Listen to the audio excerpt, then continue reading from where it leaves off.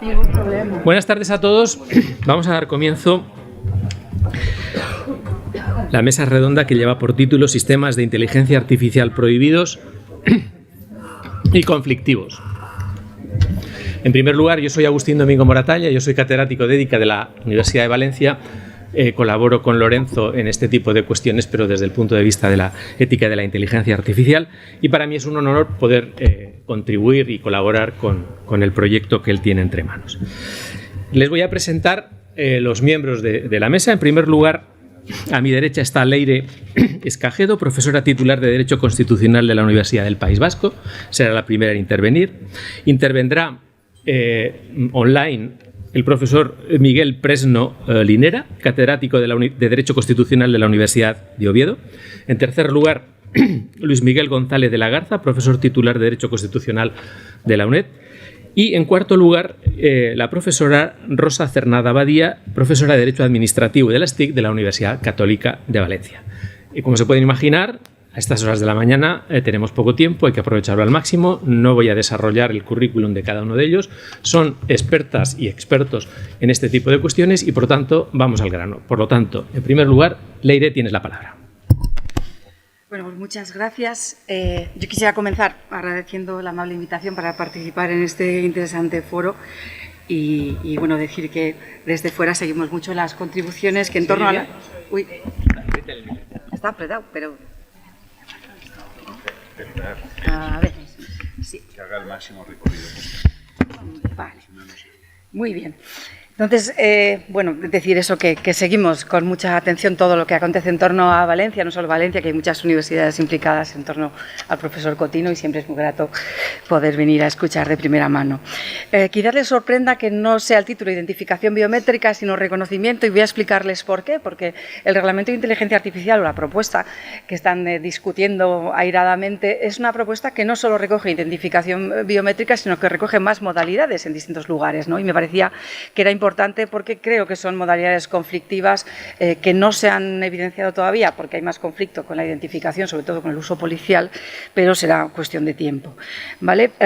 También he puesto proyecto de reglamento de inteligencia artificial porque la verdad no sabemos ahora mismo qué es lo que va a quedar dentro y qué es lo que va a quedar fuera. Es una de las cosas más de debate más encendido, en la que hay posiciones más encontradas y no se descarta incluso que haya cosas que en el último momento para poder sacar el reglamento adelante, pues se diga, mira, este lote queda fuera tal cual, ¿vale? Entonces, bueno, una explicación en apariencia sencilla, una estructura sencilla podría consistir en lo siguiente: explicarles cuáles son las modalidades de reconocimiento que están discutiendo, en qué punto está cada uno, porque hay mucha discusión en cada uno de los puntos, y luego explicarles también, aunque ha salido ya, pero explicarlo en concreto respecto al reconocimiento mediante biometrías, esa línea tan confusa, difusa entre la inteligencia artificial y la protección de datos a efectos jurídicos que se está generando, porque bueno, hay invasiones del Reglamento de Inteligencia Artificial o aparentes incursiones excesivas en el Reglamento General de Protección de Datos, también en algún caso porque el propio Reglamento General de Protección de Datos no ha prestado debida atención a esas cuestiones, aunque yo creo que le correspondían,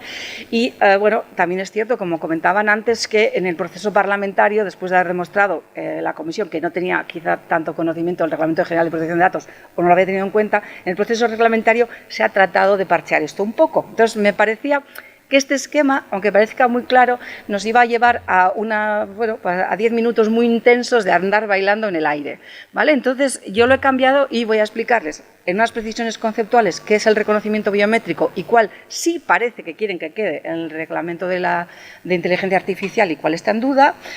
Voy a referirme también brevemente a un sesgo que arrastramos desde el Reglamento General de Protección de Datos y que está haciendo que el reglamento de inteligencia artificial está haciendo incursiones donde no debe y además no muy bien, a una falta muy clara a una omisión enorme en lo relativo a la seguridad y el control de fronteras que no está teniendo en cuenta. Es decir, el reglamento de inteligencia artificial no está hablándonos de cómo va a interactuar con una serie de bases de cooperación judicial y de control transfronterizo que ya existen y que en 2019 se decidió que interoperasen y que son bases que tienen inteligencia artificial se quiera tener en cuenta o no. Entonces, en el resumen, pues sí que les explicaré dónde están los puntos más calientes, pero ya hacia el final, ¿vale? Después de haberles situado y haberles dado también opción para el debate. Entonces, vamos con las precisiones conceptuales.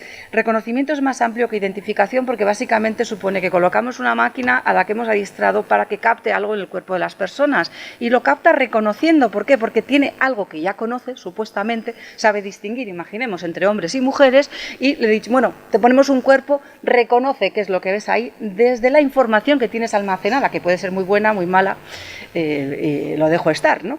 Automatizado porque, como veremos, existían biometrías anteriores que no eran tecnologías automatizadas, y métrico porque mide cosas, mide en un sentido muy amplio porque puede ser una metrificación muy clara, un conteo, pero puede ser también una geometría, una geolocalización y demás, pero siempre hay una medida.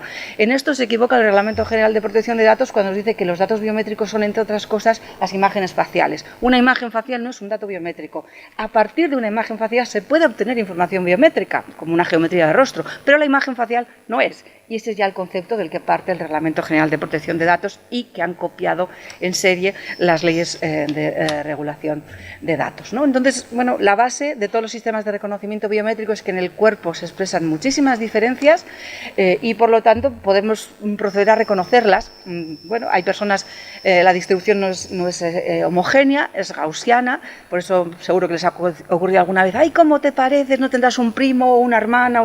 Pues porque, bueno, hay gente que se parece más que otra y hay situaciones o contextos en el que encontramos personas más parecidas, ¿vale? Esta es la base, por tanto, de todos los sistemas de reconocimiento, y el primer sistema de reconocimiento antropométrico en sentido estricto de la historia fue un sistema que surgió en la policía francesa, y yo creo que es muy importante tener en cuenta cómo funciona porque se están de alguna forma desviando mucho algunas interpretaciones que está haciendo el Parlamento, ¿no?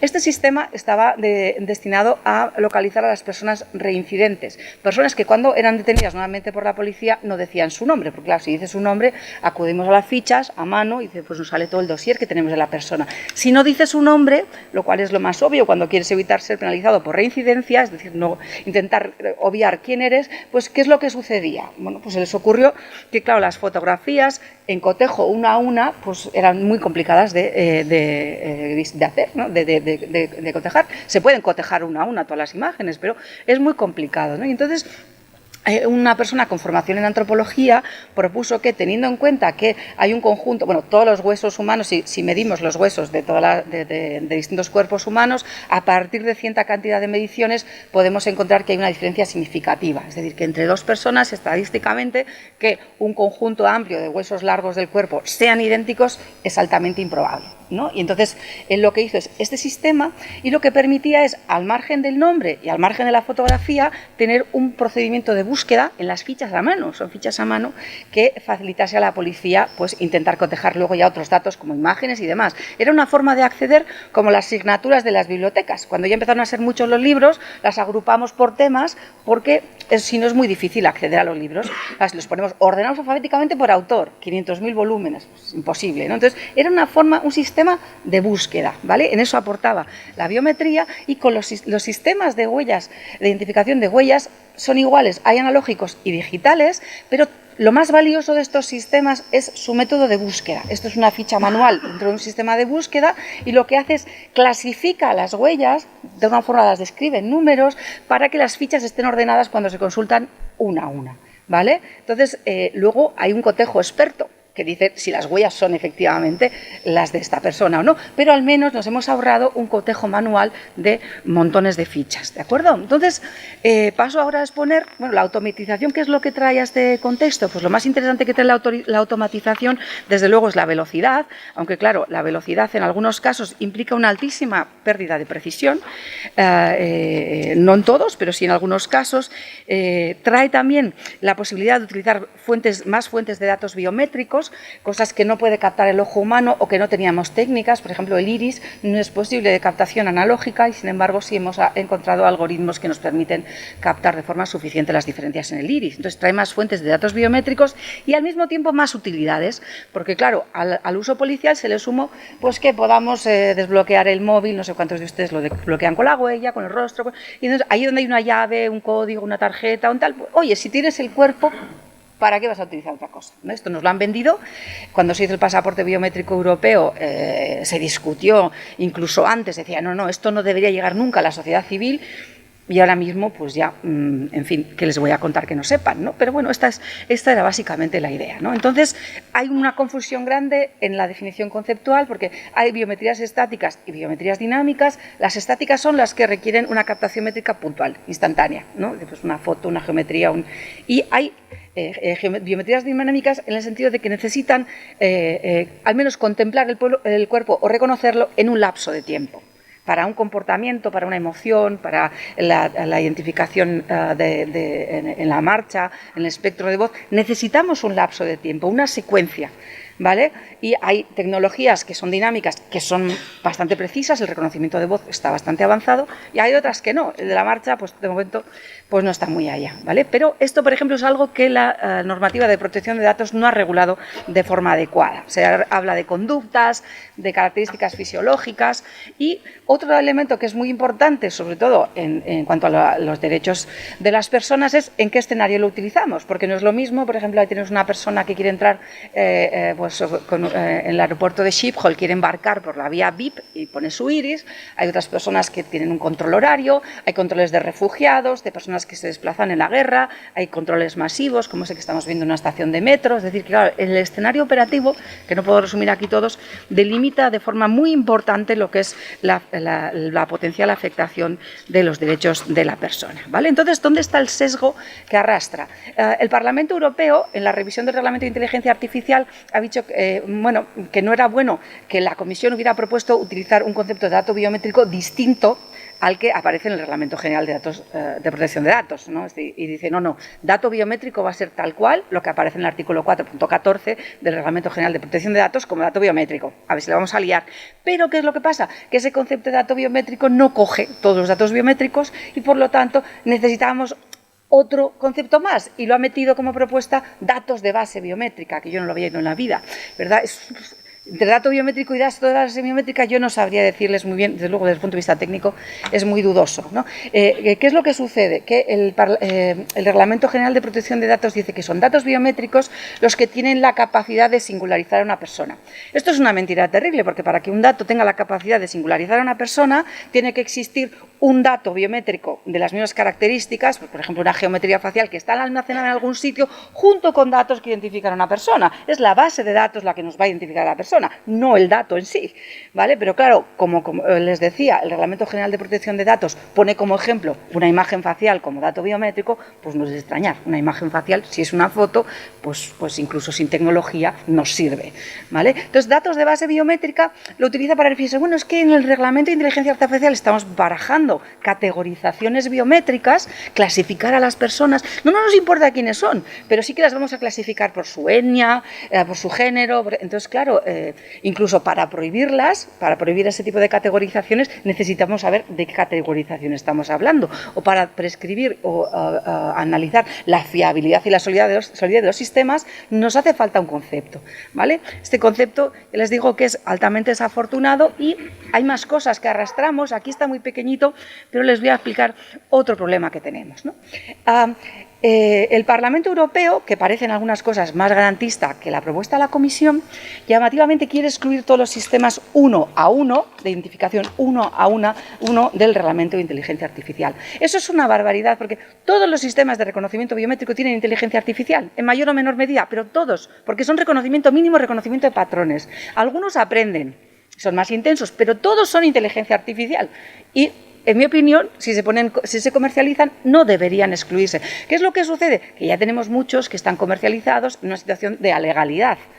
Pero bueno, yo creo que como ciudadanos nos merecemos que den un repasito a ese tipo de cosas, ¿no? Entonces voy a explicarles la diferencia para que lo vean. Ahí tenemos dos dedos, uno que tiene la uña en rosa y otro que no, que son dos dedos que vamos a enrolar. Se ve claramente que son dedos, el color de piel es distinto y demás, son 2 dedos de persona distinta, además son el mismo dedo índice de la mano derecha, ¿vale? Entonces, el 1 se enrola y se recoge en la N, ¿vale? Y luego, cuando se quiere acceder al sistema, vamos a ver que aparece un dedo 1 que quiere que le reconozca el sistema, ¿vale? Entonces, este sistema, si lo aplicamos a un reconocimiento 1 a 1, lo que resultaría es que el dedo 1 que está abajo, está un poquito más pequeño, dice, yo soy el dedo 1E que está rodeado de morado, ¿no? Entonces la base lo que hace es, como yo he alegado una identidad, resume la búsqueda y solo me compara con ese dedo. Y digo, yo soy ese dedo, este dedo está almacenado como tal, y busca 1 a 1, ¿vale? Y la búsqueda 1 a n es cuando yo no le digo con qué nombre o con qué código se ha almacenado mi dedo, pero busca en el mismo sitio, en la base de datos. Con lo que si tenemos un sistema que va aprendiendo de las búsquedas y de los errores, ese sistema, aunque sea 1 a 1, es un sistema que debería estar. No hay distinción. Es decir, que aquí yo creo que uno de los lugares donde más riesgo hay es en el N, en lo que tengamos ahí almacenado. Eso se pasa altamente por alto, ¿vale? Y luego sí que es cierto que ha habido una discusión impresionante, yo creo que demasiado focalizada hacia la aplicación policial, que parece que son los malos malísimos de la película, que es la discusión de la búsqueda masiva. ¿Qué es una búsqueda masiva? Pues podría ser que ese rostro sea una geometría facial de alguien sospechoso, que ya lo hemos enrolado, podría ser un 1 con asterisco, un rostro que hemos inventado por un retrato robot, o podría ser que cogemos una base de datos de todas las personas sospechosas y decimos, bueno, vamos a ver si han estado paseando por Valencia, ¿vale? Esas son las búsquedas masivas y en la discusión no se tienen en cuenta un montón de cosas, ¿no? Por ejemplo, que estas 1 a 1, 1 a n e identificación masiva pueden servir para identificar si tenemos una buena base y un sistema muy potente, pero pueden servir también para categorizar. Tanto el 1 a 1 como el 1 a n como este sirven para categorizar. Entonces, las descripciones están muy vagas, muy desordenadas. Yo tenía aquí unas tablas en las que está muy pequeñito porque es que ahora mismo oscilan. Cada vez que alguien abre la boca, pues como suele decir, sube el precio del pan. Pues en mi caso no hacen más que moverme despacio, si va prohibida, no prohibida, si desaparece, si... Desastroso, ¿vale? Entonces voy ya con las reflexiones finales. Bueno, no me refiero a las bases policiales, pero también que existen y están interoperando o van hacia la interoperabilidad, y lo que se les quiere capar con la inteligencia artificial son los motores de búsqueda. Entonces me dirán ustedes para qué hemos gastado ese dineral en que vayan los visados y demás y todo vaya interactuando, ¿vale? Entonces, como reflexión final, yo entiendo que, ha sido un tema estrella que se incluyó antes de que hubiera incluso borrador, o sea, la identificación masiva, remota, tal, este tema estaba, y tanto la Comisión para mostrar que esto es una Europa de valores y demás, como el Parlamento para darse un gusto de defensa de las libertades civiles, querían que esto estuviera en la arena, ¿no? Y así, pues lo de industria, es que esas cosas técnicas. Entonces, para mí no es acertado porque se está desviando la atención, no se está haciendo bien, se están no teniendo en cuenta muchos datos, y en estos momentos, la verdad, yo creo que lo mejor que nos puede pasar es que mayoritariamente esto quede fuera del Reglamento de Inteligencia Artificial, aunque se le quite el puntito de holístico. El Reglamento General de Protección de Datos tiene muchas tareas pendientes que no se están llevando a cabo. Los países van a trancas y barrancas con esto, de una forma pues arrastrando problemas. No está clara ni siquiera en la autenticación con trabajadores. La Agencia de Protección de Datos sacó la semana pasada, hace 10 días, no llega, una nueva regulación, porque no tenemos todavía claro cuándo es legítimo usar, cuándo no, cuándo es proporcional, cuándo necesario. Entonces, ¿para qué vamos a hablar de si esto se puede comercializar o no? Es decir, que tenemos demasiadas lagunas y yo creo que pues no debería estar. Entiendo que es un tema estrella, pero necesita un tratamiento más serio. Gracias, Leire. Pasamos a la segunda ponencia del profesor Miguel Presno Linera, catedrático de Derecho Constitucional, que lleva por título La puntuación social y la evaluación o clasificación según la fiabilidad de personas físicas. Él no ha podido estar aquí y nos ha enviado su grabación y, por lo tanto, la tenemos ahora. 8 minutos. No os preocupéis, que vamos bien de tiempo.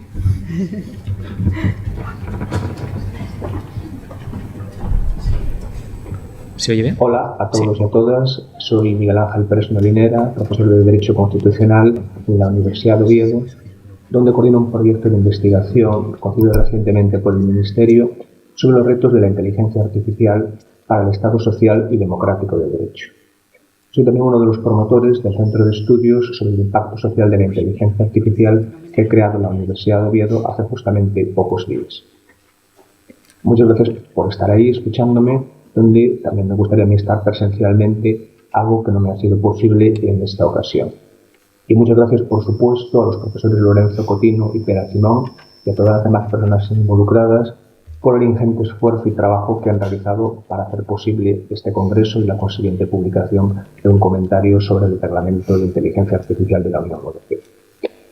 Mi breve intervención tratará de la prohibición de los sistemas de inteligencia artificial que evalúan y clasifican a las personas a partir de datos que no guardan relación con el contexto donde se generaron y que pueden provocar diferentes tipos de discriminaciones. En definitiva, estaremos hablando del artículo 5.1c de la propuesta de reglamento. Como parece evidente, es una cuestión de extraordinaria importancia porque están en juego elementos esenciales del Estado social y democrático de derecho que podrían quedar menoscabados si se permitieran sistemas dirigidos a condicionar la conducta de la ciudadanía y capaces de generar daños sociales y económicos, cuando no físicos o psíquicos. Pero, como es obvio, no se trata de excluir cualquier tipo de puntuación personal que persiga modificaciones conductuales, puesto que hay sistemas no solo posibles, sino seguramente necesarios, ¿no? Sí, el permiso de circulación por puntos sería un buen y conocido ejemplo. Desde luego, el apartado 1c del artículo 5 de la propuesta de reglamento no es uno de los que haya experimentado más cambios entre el contenido fijado por la Comisión en su propuesta y las enmiendas aprobadas el 14 de junio de este año por el Parlamento Europeo. En todo caso, sí hay que poner de relieve ciertos cambios. En primer lugar, el relativo al sujeto al que se le prohíbe introducir estos sistemas. Mientras que en la propuesta de la Comisión se mencionaba a las autoridades públicas o a quien actúa en su representación, tanto la posición común del Consejo como la enmienda del Parlamento Europeo suprimen esa concreción y la prohibición afectará, por tanto a las autoridades públicas como a sujetos particulares, físicos o jurídicos, incluyendo en definitiva también a las empresas. En segundo lugar, a la propuesta de la Comisión se refería a la evaluación o clasificación de la fiabilidad de personas físicas, mientras que la posición común del Consejo y la enmienda del Parlamento hablan de evaluar o clasificar a las personas físicas. Es decir, que el análisis no se circunscribe la confianza que puede generar una persona, sino que alcanza a la persona como tal. Y, además, la enmienda del Parlamento Europeo ha incluido a las personas o grupos de personas. Piénsese, por ejemplo, consumidores, trabajadores, etc. En tercer lugar, la enmienda del Parlamento añade que la evaluación o clasificación a las personas físicas o grupos de personas se haga a efectos de su calificación social, de manera que ese sea el objetivo al que se dirigen tales evaluación o clasificación. En cuarto término, las propuestas de la Comisión y del Consejo aluden a características comunes o predichas, mientras que la enmienda del Parlamento también incluye las inferidas. Algo relevante porque las inferencias, como es bien conocido, son conclusiones que se obtienen a partir del tratamiento de datos. Y esa es una de las propiedades de los sistemas de inteligencia artificial, la capacidad de extraer de los datos existentes nuevas informaciones. En quinto lugar, mientras la propuesta de la Comisión habla de clasificación social, el Consejo y el Parlamento utilizan la expresión puntuación ciudadana, aunque desde mi punto de vista no parece que se estén refiriendo a cosas distintas, sino a la jerarquización de las personas a partir de los datos conocidos, predichos o inferidos.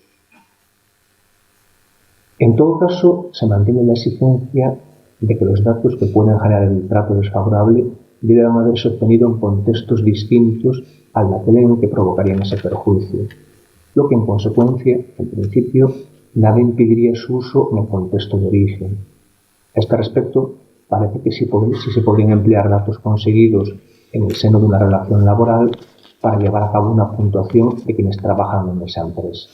O, por mencionar otro ejemplo, datos obtenidos en una relación contractual de prestación de servicios para establecer una jerarquía de precios diferentes a clientes distintos, porque una cosa es la diferencia de precios y otra la discriminación. Ahora bien, la no discriminación o trato perjudicial, contrario a la prohibición del artículo 5.1c, no excluye que los datos empleados los sean sin conocimiento o incluso sin consentimiento de la persona, lo que puede situarle a esta en una posición de especial vulnerabilidad en los mercados digitales. A modo de recapitulación, cabe decir que los sistemas de inteligencia artificial que proporcionan calificaciones sociales de personas físicas para su uso con fines generales puedan dar lugar a un trato perjudicial o desfavorable, tanto de dichas personas como de colectivos enteros, en contextos sociales que no guardan relación con aquel en el que se generaron o recabaron los datos originalmente, o un trato perjudicial desproporcionado o injustificado en relación con la gravedad de su comportamiento social. En definitiva, esos son los motivos por los cuales la propuesta del reglamento prohíbe estos sistemas. En todo caso, no parece que la propuesta del reglamento esté pensando en la implantación o el riesgo que supondría en Europa de sistemas como el llamado crédito social chino, que da lugar a un sistema de recompensas y castigos en forma de listas rojas y listas negras. Unas de estas listas tienen un amplio alcance, como el incumplimiento de sentencias judiciales, mientras que otras se aplican a sectores específicos como la medicina o la alimentación. La inclusión en una u otra lista es pública y, en un caso, puede implicar diversos beneficios, que van desde la ampliación del acceso a los préstamos hasta una reducción de la frecuencia de las inspecciones o el aumento de las oportunidades en los procesos de contratación pública y de acceso a la financiación, sobre todo para pequeñas y medianas entidades. En otros casos, la inclusión en la lista puede originar barreras de mercado, como restricciones para obtener autorizaciones gubernamentales, mayor frecuencia de inspecciones y prohibiciones para obtener financiación. Ahora bien, que el reglamento no esté pensando en estas prácticas extremas no excluye que tengamos en Europa sistemas de capitalismo de vigilancia empresarial, especialmente en el ámbito laboral. Sea como fuere, si la propuesta de reglamento llega a aprobarse, la prohibición, como hemos dicho, afectará tanto a las autoridades públicas como a sujetos particulares, físicos o jurídicos, incluidas las empresas.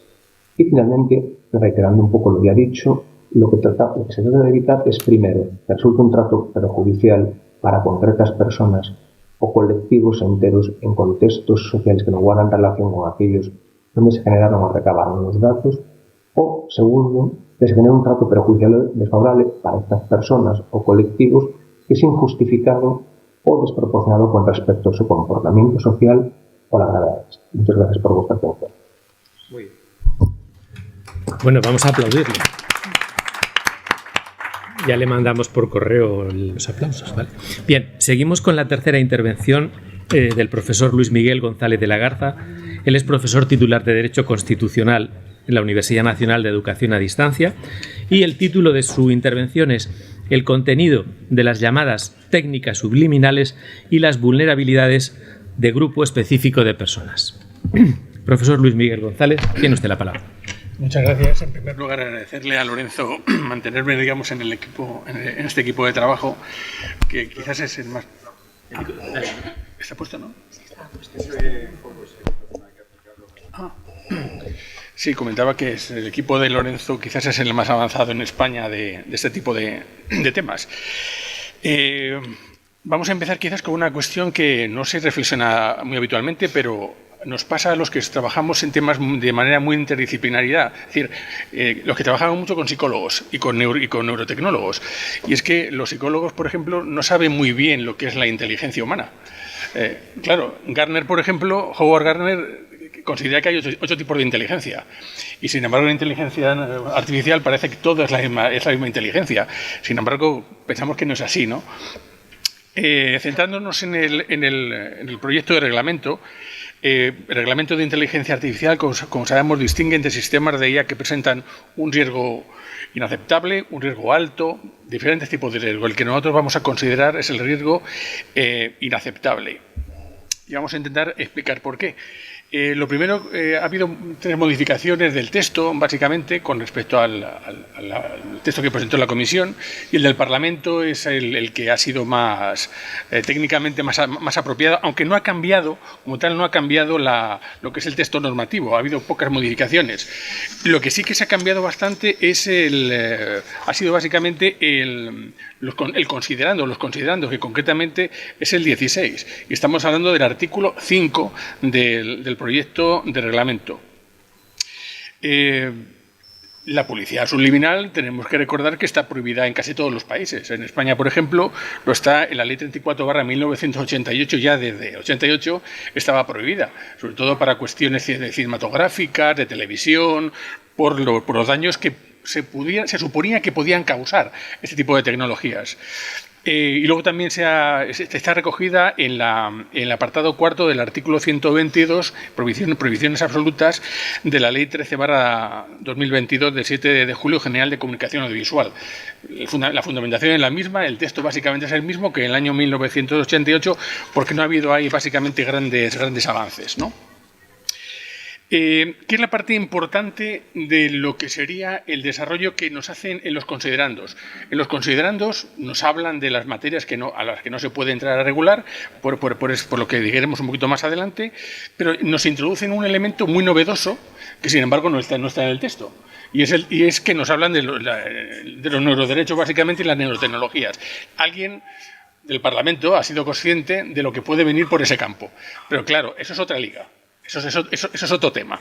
Lo han metido de rondón y seguramente por esa razón no está en el texto, sino que está simplemente en los considerandos, como diciendo, bueno, estábamos digamos, informados de este tema, de los neuroderechos y sobre todo de las neurotecnologías y su capacidad de erosión de las libertades y de acceso al cerebro, pero no lo vamos a meter en el articulado. Y entonces básicamente es como si no existiera. ¿Pero qué dice exactamente el considerando? Dice, uno de los elementos más relevantes de la redacción del Parlamento, ya digo, es la introducción de las prótesis cerebrales, las BCIs, que en redacciones anteriores no se habían introducido, y las neurotecnologías, como un elemento novedoso de acceso al cerebro.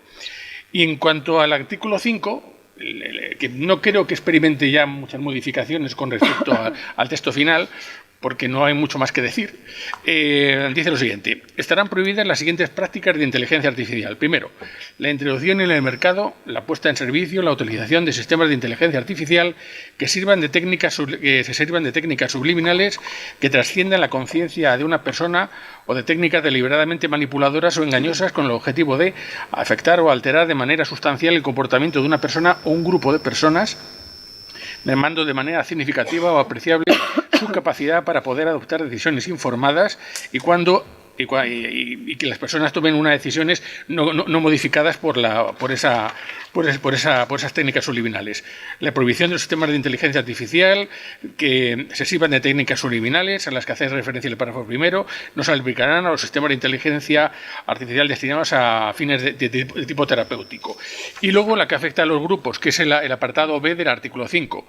La introducción en el mercado, la puesta en servicio, la utilización de sistemas de IA que aprovechen alguna vulnerabilidad de una persona, de un grupo específico de personas, incluidas las características conocidas o predichas de los rasgos de personalidad o situación social o económica de esa persona o grupo de personas. Esto es muy sintético y no entraremos mucho más en ello por si hay alguna modificación posterior, que no lo creo. Pero aquí lo importante en este campo, si nos damos cuenta, es tener en consideración qué son las técnicas subliminales. Claro, que recordaremos que había un trabajo pionero de Vance Packard que se produce hace unos 40 años más o menos, que era el famoso eslogan "Beba Coca-Cola", que es lo que ha quedado en todos los sitios, y de ahí viene la prohibición del 88 y todas las legislaciones europeas. Se presentaba una información muy rápida, sin que se percibiese en los fines, en teoría. Ahora digo por qué en teoría, y las personas, luego se vio un consumo de Coca-Cola más amplio. El trabajo de Vance Packard se ha puesto en duda. Se cree incluso por grandes autores, sobre todo neurobiólogos, que ese trabajo nunca existió, que es falso. Y sin embargo ahí está. Es decir, y la regulación se ha hecho por miedo a lo que podía pasar a través de unas tecnologías que en su momento no se sabían lo que hoy sabemos, que hoy sí que sabemos que el acceso el acceso neurobiológico de información no directamente constatable sí que tiene defectos. Es decir, fueron sensatos los reguladores. No sabían por qué, pero tenían razón. Y es lo que vamos a comentar seguidamente, ¿no? Ha habido, desde ese momento, sobre todo los neurobiólogos y los psicólogos han estudiado mucho cómo nos afecta la información subliminal. La información subliminal no solamente es óptica, viene también por el sonido. Los sonidos también son subliminales. Y es por el funcionamiento del cerebro. No somos conscientes no somos conscientes de la importancia de lo subliminal. Pensamos que somos permanentemente conscientes. Es falso. Aproximadamente somos conscientes el 30% del tiempo. El 70% el cerebro está a lo suyo y no somos conscientes. Eso lo informan los psicólogos y los neurobiólogos a través de estudios que han hecho de resonancia magnética funcional, y entonces han visto que cómo influyen las nuevas tecnologías o lo que podría influirnos la inteligencia artificial de muchas maneras. Pues lo que en el trabajo que he preparado para Lorenzo, avanzo cómo nos pueden afectar las neurotecnologías, las técnicas subliminales, y son de muchas formas. Porque permanentemente el ser humano está trabajando en forma subliminal. Es decir, nos llega muchísima información subliminal. Nuestras conductas están esperando el momento de integrar esa información y pasarla a un nivel superior de razonamiento a través de lo que se llama la red de funcionamiento por defecto cerebral. Pero esa opera muy poquito tiempo y de una forma muy concentrada en momentos muy puntuales. Mientras tanto, tenemos información subliminal que nos llega por muchas vías y no somos conscientes de ellas, pero modelan nuestro pensamiento, es decir, sobre lo que vamos a trabajar. Eso está, por ejemplo, se ha estudiado ya en lo que se llama el primado. El primado, el efecto priming, de Kahneman y Tversky, por ejemplo.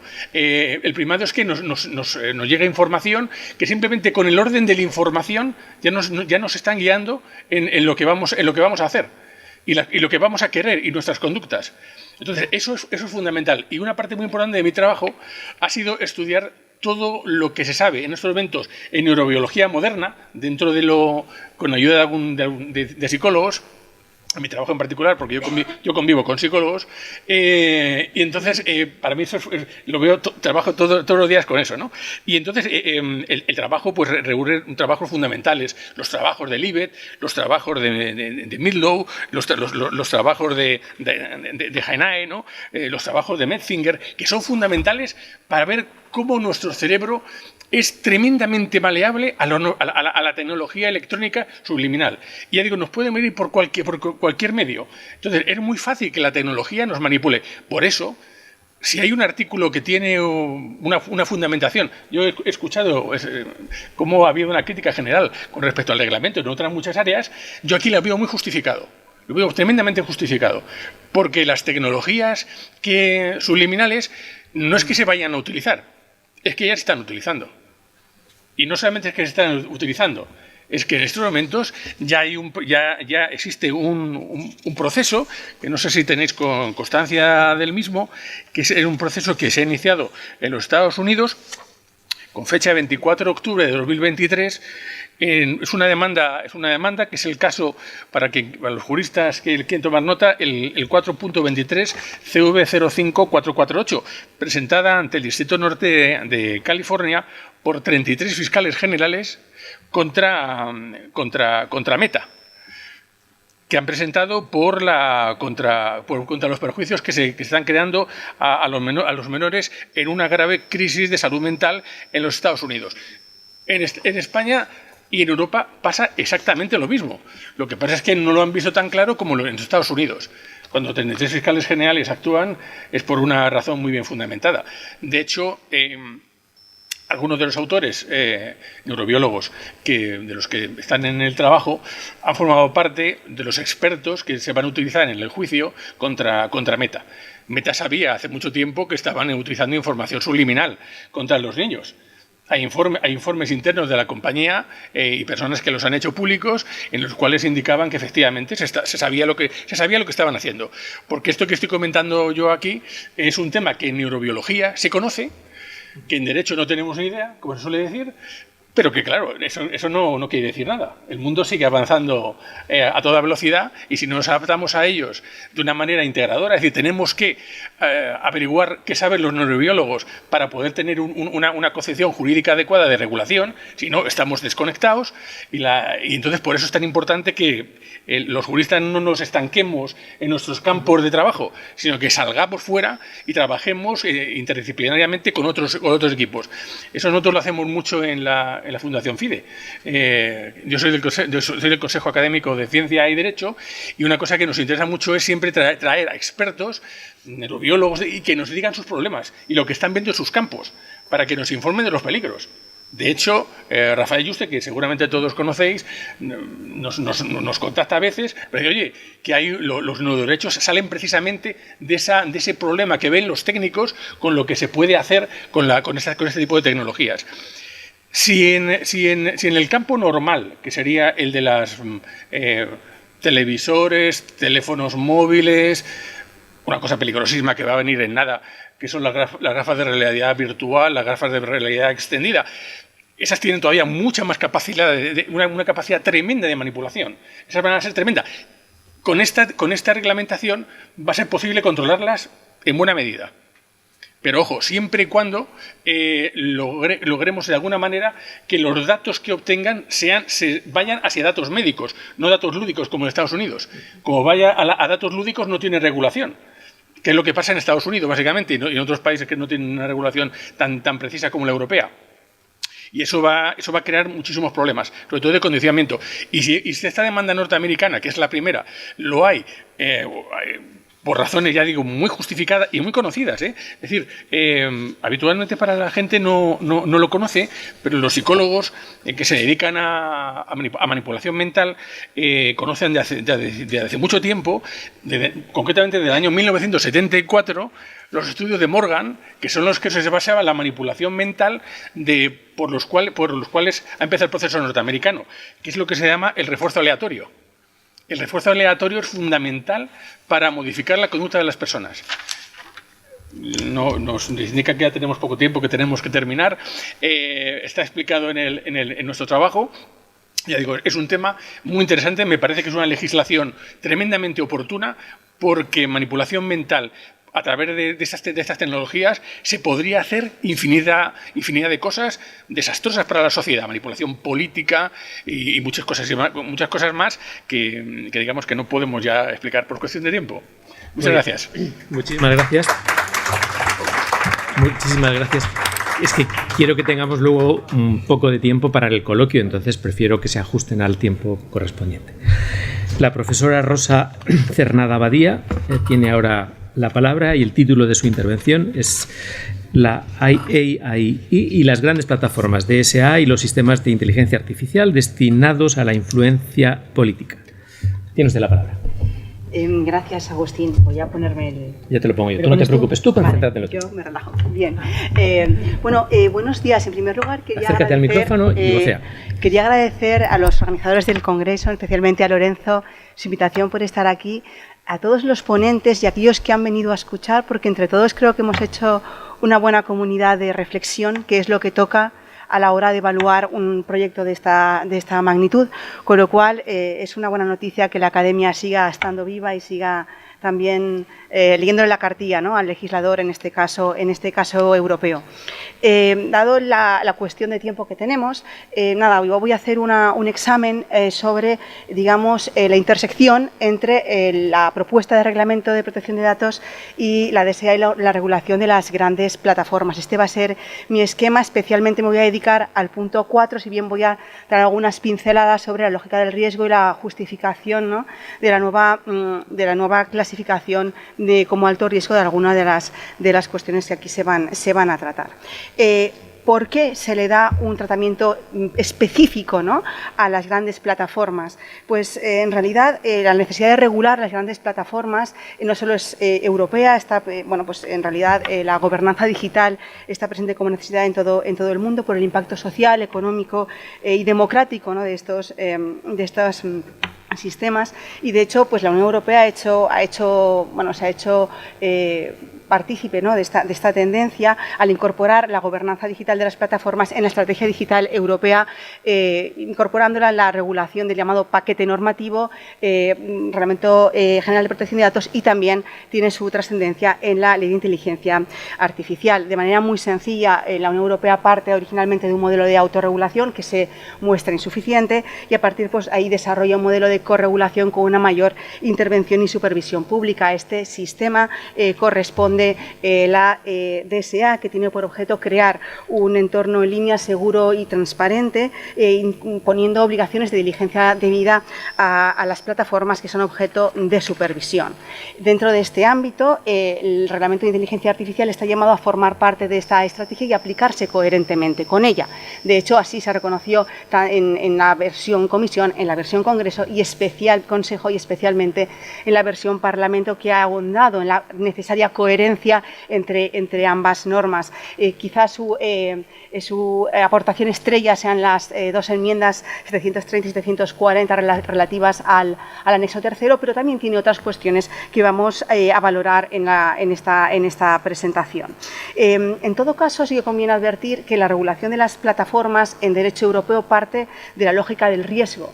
Y además también lo hace desde una cierta escala de riesgos, que se articula sobre la base de una exigencia acumulativa de obligaciones en el capítulo tercero de la DSA, a las que les son de aplicación todas les es de aplicación a todas las plataformas de gran tamaño. Si bien es cierto que la DSA parte de una asimetría regulatoria al exigir el cumplimiento de garantías adicionales a las plataformas de gran tamaño, justificándolo en la cantidad de destinatarios, ¿no?, a los que va a afectar, y en su capacidad tanto para evaluar los riesgos como para poner soluciones a los problemas que generan estos riesgos. No obstante, lo venimos diciendo, el enfoque entre la DSA y el Reglamento de Inteligencia Artificial es distinto. ¿Por qué? Porque observa de manera distinta a los sujetos. La DSA parte de la protección del destinatario final de las plataformas, esto es,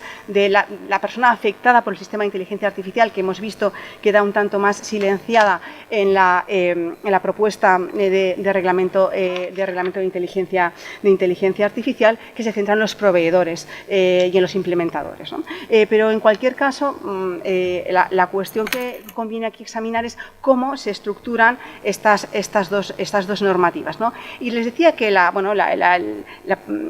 cuestión, o sea, la aportación estrella del Parlamento ha sido incorporar en el anexo 3 dos sistemas de alto riesgo en el reglamento de inteligencia artificial. El primero de ellos son los sistemas de recomendación algorítmica sobre los contenidos que generan los propios usuarios dentro de las grandes plataformas digitales, que son las reguladas en el artículo 33, 45 millones de usuarios al mes o un 10% de la población de la Unión Europea. Pues bien, los sistemas de recomendación tienen que entenderse en un doble sentido, un sentido estricto como mera recomendación, mera sugerencia, y un concepto amplio que añadiría otras técnicas como la microsegmentación, el perfilado, la aplicación algorítmica, todas ellas técnicas que el Supervisor Europeo de Protección de Datos ha relacionado con el impacto en los derechos fundamentales y que además generan efectos perniciosos de polarización social, filtros burbujas, sesgos de confirmación, y que ha puesto de manifiesto los peligros que generan, lo comentaba el compañero, en el caso de Meta, bueno, pues Frances Hogan así lo hizo público respecto de los adolescentes, ¿no? Junto con este sistema también se considera de alto riesgo los sistemas utilizados para la influencia política, entendida la influencia política como formación de la opinión pública. Por lo tanto, el fundamento se basa en la protección de los derechos fundamentales de participación pública, en último sentido también la protección de las democracias. Y responde también a esa lucha en contra de la desinformación que se ha venido sintiendo tanto en Europa como en Estados Unidos. En este sentido sí que conviene hacer una pequeña matización, y es que es posible influenciar políticamente utilizando técnicas específicamente creadas para ello, por ejemplo, la microsegmentación, la focalización política, que crea pues, como publicidad comportamental, la creación de bots con un perfil ideológico particular para generar para afectar a la voluntad electoral, pero hay otros sistemas que también afectan y no están creados específicamente para ello. Los propios sistemas de recomendación pueden afectar puede tener esa dimensión electoral, o la creación de noticias falsas, los deepfakes también se pueden utilizar para esa influencia, aunque no hayan sido específicamente esos sistemas creados con esa finalidad. Por tanto, una lectura conjunta del artículo 8 permite distinguir los sistemas creados para influenciar políticamente en el párrafo primero bis y los sistemas de recomendación algorítmica u otros sistemas que al final terminan utilizándose para la influencia política, pero particularmente los de recomendación algorítmica también serían considerados de alto riesgo a estos efectos.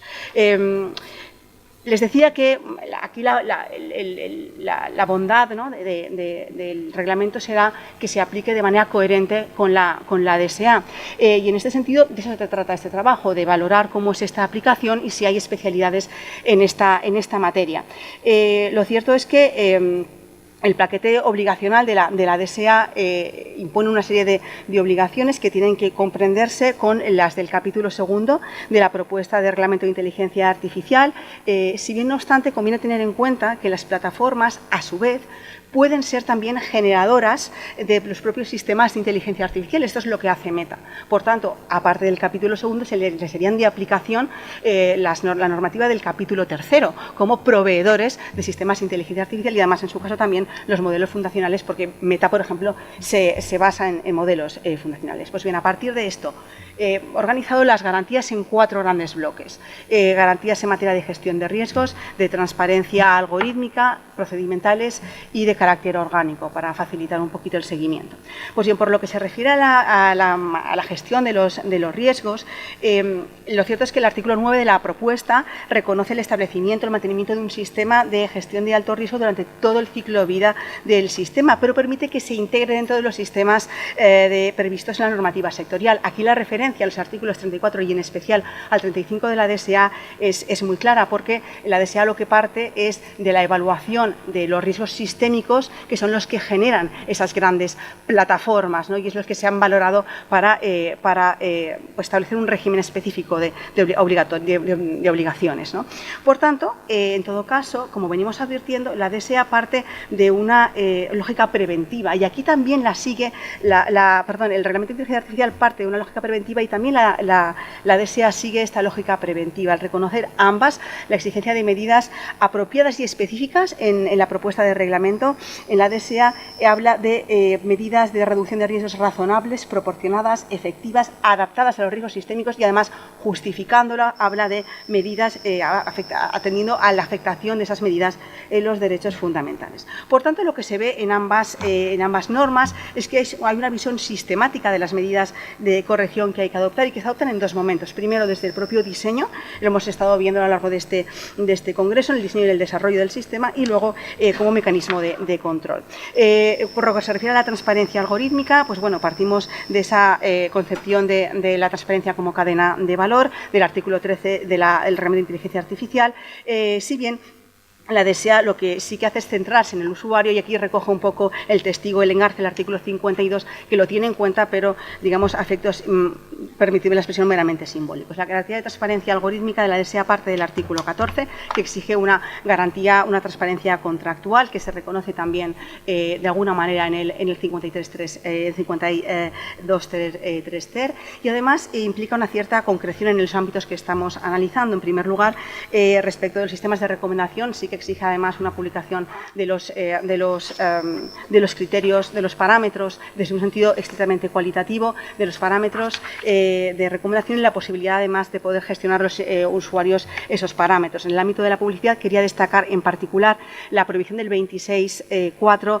de emitir publicidad segmentada. Por tanto, se podría valorar si podría incluirse dentro del artículo 5, podría valorarse como una excepción del consentimiento del 9 del Reglamento General de Protección de Datos. Por su parte, el artículo 15 se refiere a la rendición de cuentas. Establecemos una cantidad de información que tiene que darse, que tiene que complementarse además con el artículo 24, y en especial quería hacer referencia al deber de presentar informes que se añade como información adicional en el artículo 42 para las grandes plataformas. Este artículo 42 debe ponerse en relación con el 16H del proyecto de reglamento de inteligencia artificial, de manera que se pueda dar información sobre los informes de auditorías, la evaluación de los riesgos, las medidas de reducción de estos riesgos. Las autoridades nacionales en el reglamento de inteligencia artificial tienen que entenderse como la Comisión, como la el coordinador de servicios digitales en el ámbito estatal. Finalmente, sí que quería además hacer referencia a la notable matización que ha hecho el Parlamento incorporando este deber de información también respecto de los usuarios del sistema, lo que afecta a las plataformas que no generan sus propios sistemas. Respecto de las garantías procedimentales, por ir un poquito más rápido, lo cierto es que partimos del Safe Harbor y, por tanto, las plataformas pueden adoptar medidas contra usos indebidos y se basan además en el refuerzo de los usuarios. Esto se ve en la DSA a través de los sistemas de notificaciones, que además pueden gestionarse automatizadamente, en cuyo caso pues también tiene su viraje a través de la normativa de inteligencia artificial. El Parlamento Europeo además ha hecho una labor de homogeneización en este ámbito, en el artículo 52 y 53, al reconocer la publicación de información en este ámbito y traer también ese sistema de reacción del particular en el 53, y también se opta por ese refuerzo de la posición del usuario con la posibilidad de articular medidas de intervención que tienen que ponerse en relación no solo con el 27, sino también con el 38, con la exigencia y la necesidad de que todas las plataformas tengan al menos un sistema de recomendación que no se base en la elaboración de perfiles. No ha sido el sistema por defecto que quería el supervisor europeo, pero bueno, ahí está. Como garantía procedimental también destaca la supervisión humana. Me remite a lo que brillantemente Guillermo nos expuso ayer. No obstante, sí que quería indicarles que los trabajadores de las grandes plataformas están fundamentalmente muy maltratados en este ámbito, no se les está cuidando y ha habido pues bueno, movimiento social al respecto. Finalmente, la última de las garantías son las garantías orgánicas y de gobernanza digital. Aquí tenemos un amplio margen de evolución aún. En el ámbito de la DSA son la Comisión Europea y el Coordinador de Servicios Digitales. La Comisión Europea está llamada a participar en el entramado de la estructura institucional. Aún no se sabe cómo, si bien parece ser que con asistencia, pero sin voto, ya veremos. Respecto del Coordinador de Servicios Digitales, en España se barajaba la CNMC. Si bien podría valorarse a ESIA, ¿por qué no incorporar a ESIA dentro de esas labores de supervisión de los sistemas de las plataformas digitales? Y, por último, una necesaria referencia al Centro Europeo para la Transparencia Algorítmica, que lo que hace es ayudar a la Comisión Europea, digamos, en la valoración de en la autoevaluación de los riesgos y en la práctica de los actos de ejecución, particularmente en las medidas de investigación. Pues bueno, valoración general, se baja el reglamento de protección de inteligencia artificial, baja a la arena de las grandes plataformas. Considero adecuado que se consideren como alto riesgo los sistemas de recomendación e influencia política en relación con los sistemas de subliminales, porque de alguna manera se articula bastante bien. Lo cierto es que pues bueno, habría que valorar cómo se articula la supervisión humana, porque eso es una cuestión compleja. Y bueno, lo cierto es que sí que se genera un problema en cuanto a la gobernanza. Tendremos que ver si de alguna manera cómo se articulan la gobernanza de la inteligencia artificial en España con la protección de datos. Lo comentábamos antes. Y en todo caso también ver cómo reciben las grandes plataformas. Hubo un bulo, ya digamos un poco kafkiano, ¿no? Un bulo sobre los posibles bulos, ¿no? Pues, de que Elon Musk no estaba muy por la labor de aplicar esta normativa, lo desmintió, pero lo cierto es que es un reto para las grandes plataformas y un reto para la economía mundial. Muchas gracias. Muy bien. Muchísimas gracias, Rosa, por el esfuerzo. Respira, bebe agua tranquilamente. Y comenzamos ahora un breve turno de intervenciones y preguntas. Hay muchísimas cuestiones planteadas, entonces os pido en brevedad a la hora de plantearla y decir exactamente a qué miembro de la mesa se la planteáis. Por favor. Vale. Sí. Bueno, más que una pregunta, es un comentario para Luis Miguel respecto del tema de plantear aprendizaje de la neurotecnología. Sabemos que fue iniciador, bueno, es uno de los grandes impulsores del tema de los neuroderechos. Y él nos decía en una charla que tuvimos oportunidad de compartir mesa, bueno, él conectado desde Estados Unidos, porque está allí, que le preocupaba justo más esas tecnologías que son estas gafas, todo este tipo de wearables, ¿no? Que la gente puede comprar por Amazon, que incluso las tecnologías médicas, porque decía, finalmente las que utilizamos para uso terapéutico o para uso incluso de aumento de capacidades cognitivas, están más o menos controladas por la regulación médica. Sin embargo, lo que el usuario compra vía cualquier plataforma es lo más preocupante, ¿no? Era un poquito solo esa parte que me pareció interesante. Totalmente de acuerdo con Rafa. Yo también contestamos mucho, hablamos mucho de estos temas y efectivamente ese tipo de tecnologías, los wearables que llaman los yankees, tienen una capacidad disruptiva enorme. No las diademas, que también, y sobre todo hay algunas diademas que ya son tremendas. Hay unas que valen en estos momentos unos $800.000 que tienen una capacidad no solamente de lectura de la mente, sino de modificación de la mente. Sí, ya te puede modificar, por ejemplo, sentirte bien, psicológicamente bien. Entonces, hay un problema muy importante que es lo que llamamos las técnicas hedónicas. Es decir, esos sistemas pueden incluso modificar aspectos religiosos. El pensamiento religioso está localizado en el lóbulo occipital. Si estimulamos magnéticamente esa zona con una diadema específica, tienes el sentimiento religioso y incluso percepciones de salir del cuerpo. Entonces, eso puede ser como una auténtica droga si no se controla. Y claro, no por sistemas médicos, por sistemas médicos tiene control, pero como no se regula por sistemas médicos, es tremendo lo que se puede hacer, que es una de las grandes preocupaciones que tiene Rafa. Señalar sobre ese tema que, si todo va bien, para febrero más o menos publicaremos un libro específico sobre neuroderechos con Antonio Arguer Walker y yo, que hemos trabajado sobre el tema bastante y lo tenemos ya preparado, ¿no? Muy bien, hay dos preguntas por aquí. Lorenzo, espera un momento. Bueno, gracias. Muchas gracias por las intervenciones, me han parecido muy interesantes. Yo tengo dos reflexiones para Miguel. La primera, al hilo de esto de los neuroderechos, en mi opinión personal, yo creo que no podemos hablar de neuroderechos porque creo que no existen, como no existen unos bioderechos. Quiero decir, si tenemos en cuenta el reglamento de protección de datos, desde el momento que una de estas técnicas que comentaba pueden utilizar nuestros neurodatos, ya necesitan una base de legitimación y una autoridad de control podría interrumpir ese tratamiento, ordenar a esa empresa que cesase en ese tratamiento, ¿no? Entonces, aunque no estuviese regulado como en la normativa médica, yo creo que a través de la protección de datos sería una barrera muy fuerte que yo no sé hasta qué punto. Yo creo que cuando hablamos de crear derechos deberíamos hacer realmente una reflexión profunda de si es necesario realmente crear un nuevo derecho o que cubra una nueva necesidad o tenemos las herramientas suficientes. Yo un poco lo digo para también cualquier compañero si quiere contradecirme. Para empezar, ya existe la Constitución de Chile, ya ha introducido los neuroderechos en su Constitución. Y, por cierto, ya hay una sentencia del Tribunal Supremo de Chile basada en la propia Constitución porque se procesaba... El caso era un tema precisamente de neurodatos. Con la regulación europea estamos seguros, pero en Estados Unidos, y sabes que la regulación de datos es mucho más laxa que en Europa, es casi inexistente en muchos aspectos. Entonces, allí se procesan es decir, allí las compañías que te venden una diadema te dicen que tú cedes los datos a la compañía forever and ever y no te los devuelven siquiera. Y entonces el problema es la regulación. Cuando es datos médicos no hay problema, hay seguridad. El problema es la falta de seguridad. Entonces, nosotros creemos que para Europa no haría quizás falta los neuroderechos, porque por aplicación, pero cuidado, y la interpretación, que siempre es muy peligrosa y mutable, no tiene la consistencia de un derecho. Entonces, la ventaja de un derecho es la solidez que te da, la solidez estructural. Una serie de derechos nuevos para una realidad y un mundo nuevo, que es lo que nos van a abrir las neurotecnologías. Es decir, no teníamos acceso a la mente, pero la vamos a tener de una manera increíble. Vamos a poder modificar recuerdos, cambios de personalidad, conductas.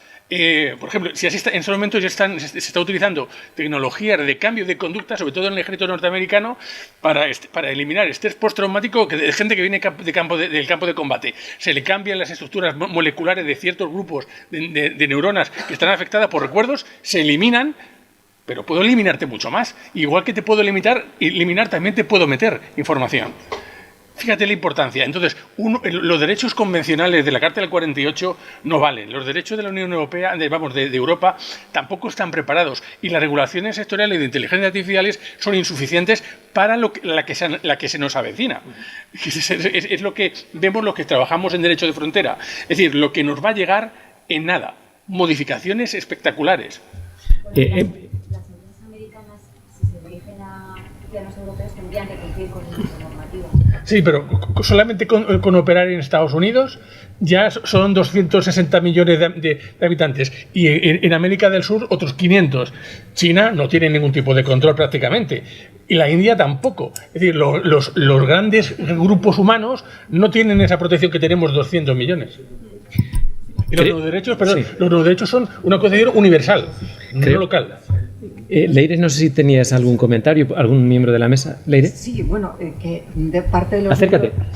Parte de los neuroderechos, o lo que se habla de neuroderechos, en una parte al menos abarcan, yo creo que interpretaciones más extendidas o más aplicadas al caso de derechos que ya existían. Por ejemplo, la libertad cognitiva es, bueno, quitando las sectas o la alienación parental, apenas se tenía ni jurisprudencia ni desarrollo, pues porque no había más casos, pero yo creo que va a explotar y es un neuroderecho muy claro.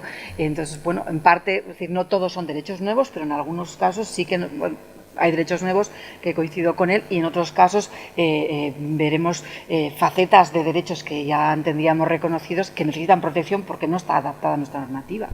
Lorenzo. Bueno, ¿quieres comentar alguna cosa, Carlos? Hola, de esto simplemente me remito a un trabajo de Joran Rottner, que está por aquí, que próximamente será un libro y verá la luz. Y yo me sujeto a la línea de que los neuroderechos ya están reconocidos en la Constitución, ya había protección de datos, ya había artículo 18.4, ya había artículo 16, ya había integridad psíquica y moral, pero sin duda alguna lo que hace falta es desarrollarlos y estructurarlos, pero no inventarse planes nuevos derechos, porque a veces es para estar a la última moda cuando ya hay jurisprudencia que protege perfectamente esto. Reconduciendo el tema al Reglamento de Inteligencia Artificial, la pregunta sería: ¿en qué medida, como los sistemas que se incorporen de inteligencia artificial a productos sanitarios que ya están regulados, y en la mayor parte de los casos, si no me equivoco, lo que se está focalizando con los neuroderechos es cuando se incorporan a sistemas que sí que se puedan considerar de salud? Yo creo que ahí es la conexión más importante que puede haber. Esa es una pregunta, pero no he escarbado demasiado en el tema. Y luego una pregunta concreta para Rosa. A ti te haría muchísimas más, pero ya en la comida espero, porque trabajamos mucho este tema. Pero para Rosa, no me cuadra el por qué el anexo, la versión del Parlamento, remite a los algoritmos que utilicen los algoritmos regulados por la DSA, el reglamento de plataformas, porque rompe una lógica, porque los algoritmos que utilizan las plataformas, en principio, son para ellas y no son para ponerlos en el mercado. Y el reglamento de inteligencia artificial solo regula los algoritmos para su puesta en el mercado. Entonces ahí es donde no me cuadra qué lógica. Si son algoritmos de Meta o de Facebook, etcétera, para ponerlos a la venta en APIs, etcétera, etcétera, sí. Pero si son los propios que utilizan, no me cuadra. Esa es la pregunta. Gracias. Yo creo que de alguna manera lo que ha querido el reglamento, o sea, el Parlamento, es ampliar en este caso, o sea, la aplicación a un servicio que afecta a una gran cantidad de particulares, y es verdad que no está en un producto, pero genera un riesgo. Es más, yo creo que responde a la lógica del riesgo de la prestación de los servicios que se dan a través de las plataformas digitales. Y de hecho, la referencia, o sea, el hecho de que se circunscriba a las grandes plataformas permite justificar esta cuestión. De hecho, al final del estudio que he hecho de esta cuestión, creo que responde a la preocupación del Parlamento Europeo por dos cuestiones clave. Una, la desinformación, y otra, la polarización. Y han considerado que este servicio entra dentro del mercado digital. De alguna manera, ese es creo que es el sentido por el cual se incorpora ahí. Probablemente también porque en gran medida muchos de esos sistemas son los que están desarrollados por las grandes plataformas, porque esas grandes plataformas son las que proveen esos propios sistemas. Con lo cual, a lo mejor, verdaderamente, todo tiene un único hilo conductor. Sería valorar si realmente tiene sentido, en el ámbito de aplicación del reglamento, aplicarlo a plataformas que no son proveedoras de sus propios servicios. La pregunta es que creo que queda fuera del ámbito de obligación, y las obligaciones están pensadas para el que fabrica, para ponerlo en el mercado. Y yo no dudo de que sean peligrosos, pero es que no va a ser... Claro, la cuestión, yo creo que el Parlamento, en una cuestión un poco voluntarista, verdaderamente ha valorado ese servicio como un producto, porque está en el día a día del europeo de la calle. ¿Alguna pregunta más? Vosotros, como miembros de la mesa, ¿queréis hacer algún comentario? ¿Tenéis el último minuto de gracia para poder intervenir? Yo comentarle a Lorenzo, yo soy de la opinión contraria, de la creación de los neuroderechos, porque los neuroderechos son a los derechos lo que los prejuicios son a los sesgos. Explícamelo. Claro, sí, hace 50 años cualquier psicólogo sabe que había una cosa que todos conocemos, que son los prejuicios. ¿Qué es un prejuicio? Hay un libro muy famoso, que es el famoso libro de Allport. El que quiera conocer lo que son la teoría de los prejuicios, el libro de Allport es la referencia en psicología. Pero Allport, cuando escribió hace 50 años, no sabía lo que eran los sesgos, que son mucho más recientes, son actuales. Pero la base son los prejuicios. Un prejuicio es un sesgo. Lo que pasa es que antiguamente no se sabía que era un condicionamiento automático del cerebro, Allport no lo sabía y nos daba una explicación psicológica de funcionamiento social. Hoy sabemos que son modos automáticos de funcionar del cerebro para resolver problemas. Y en esa solución de problemas se cometen infinidad de errores. Pues pasa un poco con los neuroderechos. Con los derechos y los neuroderechos. Los derechos convencionales, es verdad que desde cierta óptica cubren ciertas cuestiones, pero con respecto a otros problemas muy sofisticados se quedan totalmente lejanos y cojos.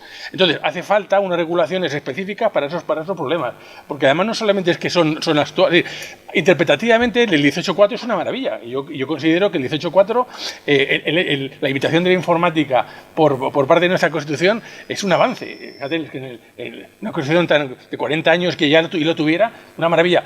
Pero se queda corto para los neuroderechos. Se queda corto. Porque los problemas que vamos a experimentar no son... además, interpretativamente, localmente en España valdría, pero ¿y en Francia? ¿Y en Portugal? ¿Y en Irlanda? Es decir, cada estado tiene su regulación. Nosotros pensamos en una regulación internacional siempre, no local, de ese tema. Una cosa para complementar. Sí. Se discute mucho en Argentina y en otros países que es, y ni siquiera hay que irse tan lejos o a cuestiones cognitivas, siempre hay esta cuestión de, el acceso a la justicia y la tutela judicial efectiva. Pero ¿por qué? Si era acceso a la justicia, ¿y por qué tutela judicial efectiva? Y entonces cuando uno va décadas para atrás, uno ve que cuando empieza a ver libros de doctrina hay cosas que no las llaman derechos y 30, 40 años después empieza a asumir un contorno de derecho o nuevos principios. Por ejemplo, la interoperabilidad hace 70 años no lo íbamos a encontrar en ningún lugar, no existía como principio la interoperabilidad. A mí me parece que es como a veces un paso del tema. Por un lado está la resistencia a no querer, como dice Lorenzo, a titular todo y decir que todo es un nuevo derecho y hacer una lista taxonómica, principio de la biología, que estamos taxonomando nuevos, pero por otro lado hay problemas nuevos, matices, que el derecho tiene como una doble dimensión, ponerlo como derecho. Una no es solo taxonómica, es incluso conceptual, para tratar de enfatizar en el problema y en el que el ciudadano perciba que el derecho a no ser perfilado, por ejemplo, que es uno nuevo, desde ya que tiene que ver con derecho a protección de datos personales o a otras cuestiones, pero el perfilamiento es tan específico que el derecho a no perfilarse es la única forma de incluso a darle mucha concreción a los derechos. Digo que es una discusión, esta sea siempre en Latinoamérica, de che, lo nuevo no, lo viejo sí. Sí, estoy de acuerdo, sí. Bien, yo creo que el debate está planteado. Muchísimas gracias a los miembros de la mesa, también al ponente que ha hecho el esfuerzo de grabarnos y como vamos mal de tiempo y con la finalidad de ajustarnos en lo posible al tiempo, les damos un aplauso por su esfuerzo y estamos preparados para la conferencia de clausura.